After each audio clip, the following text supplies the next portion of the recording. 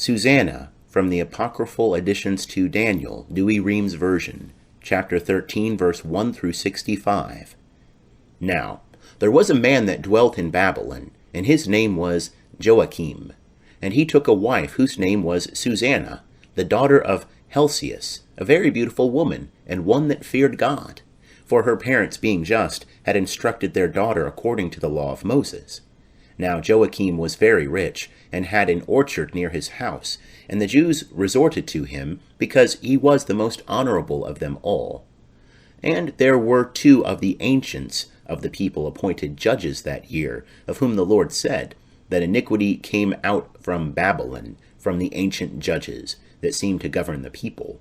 These men frequented the house of Joachim, and all that had any matters of judgment came to them. And when the people departed away at noon, Susanna went in, and walked in her husband's orchard. And the old men saw her going in every day, and walking. And they were inflamed with lust towards her. And they perverted their own mind, and turned away their eyes, that they might not look unto heaven, nor remember just judgments. So they were both wounded with the love of her, yet they did not make known their grief one to the other. For they were ashamed to declare to one another their lust, being desirous to have to do with her. And they watched carefully every day to see her. And one said to the other, Let us now go home, for it is dinner time. So going out, they departed one from another. And turning back, they came both to the same place. And asking one another the cause, they acknowledged their lust. And then they agreed together upon a time when they might find her alone. And it fell out, as they watched a fit day, she went in on a time, as yesterday and the day before, with 2 maids only, and was desirous to wash herself in the orchard, for it was hot weather. And there was nobody there, but the 2 old men that had hid themselves, and were beholding her.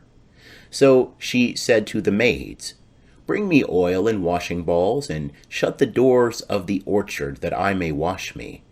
And they did as she bade them. And they shut the doors of the orchard, and went out by a back door to fetch what she had commanded them. And they knew not that the elders were hid within. Now when the maids were gone forth, the 2 elders arose and ran to her, and said, Behold, the doors of the orchard are shut, and nobody seeth us, and we are in love with thee. Wherefore consent to us, and lie with us. But if thou wilt not, we will bear witness against thee, that a young man was with thee, and therefore thou didst send away thy maids from thee. Susanna sighed and said, I am straitened on every side, for if I do this thing, it is death to me. And if I do it not, I shall not escape your hands. But it is better for me to fall into your hands without doing it, than to sin in the sight of the Lord. With that Susanna cried out with a loud voice, and the elders also cried out against her. And one of them ran to the door of the orchard and opened it. So when the servants of the house heard the cry in the orchard, they rushed in by the back door to see what was the matter. But after the old men had spoken, the servants were greatly ashamed, for never had there been any such word said of Susanna.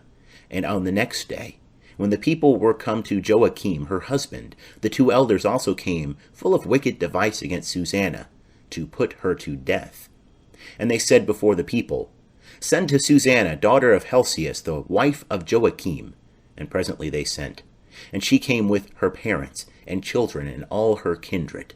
Now Susanna was exceeding delicate, and beautiful to behold. But those wicked men commanded that her face should be uncovered, for she was covered, that so at least they might be satisfied with her beauty. Therefore her friends and all her acquaintance wept. But the 2 elders, rising up in the midst of the people, laid their hands upon her head. And she, weeping, looked up to heaven, for her heart had confidence in the Lord. And the elders said, As we walked in the orchard alone, this woman came in with 2 maids, and shut the doors of the orchard, and sent away the maids from her. Then a young man that was there hid, came to her, and lay with her. But we that were in a corner of the orchard, seeing this wickedness, ran up to them, and we saw them lie together, And him indeed we could not take, because he was stronger than us, and opening the doors, he leaped out. But having taken this woman, we asked who the young man was, but she would not tell us. Of this thing we are witnesses. The multitude believed them, as being the elders and the judges of the people, and they condemned her to death. Then Susanna cried out with a loud voice and said, O eternal God, who knowest hidden things, who knowest all things before they come to pass, thou knowest that they have borne false witness against me, and behold, I must die, whereas I have done none of these things which these men have maliciously forged against me. And the Lord heard her voice. And when she was led to be put to death, the Lord raised up the Holy Spirit of a young boy, whose name was Daniel. And he cried out with a loud voice, I am clear from the blood of this woman. Then all the people, turning themselves towards him, said, What meaneth this word that thou hast spoken? But he, standing in the midst of them, said, Are ye so foolish, ye children of Israel, that without examination or knowledge of the truth you have condemned a daughter of Israel? Return to judgment, for they have borne false witness against her. So all the people turned again in haste, and the old men said to him, Come and sit thou down among us, and show it us, seeing God hath given thee the honor of old age. And Daniel said to the people, Separate these two far from one another, and I will examine them. So when they were put asunder one from the other, he called one of them, and said to him, O thou that art grown old in evil days, now are thy sins come out, which thou hast committed before, in judging unjust judgments, oppressing the innocent, and letting the guilty to go free, whereas the Lord saith, The innocent and the just thou shalt not kill. Now then, if thou sawest her, tell me under what tree thou sawest them conversing together. He said, Under a mastic tree. And Daniel said, Well hast thou lied against thy own head, for behold, the angel of God, having received the sentence of him, shall cut thee in two. And having put him aside, he commanded that the other should come, and he said to him, O thou seed of Canaan, and not of Judah, beauty hath deceived thee, and lust hath perverted thy heart. Thus did you do to the daughters of Israel, and they for fear conversed with you. But a daughter of Judah would not abide your wickedness. Now therefore tell me, under what tree didst thou take them conversing together? And he answered, Under a holm tree.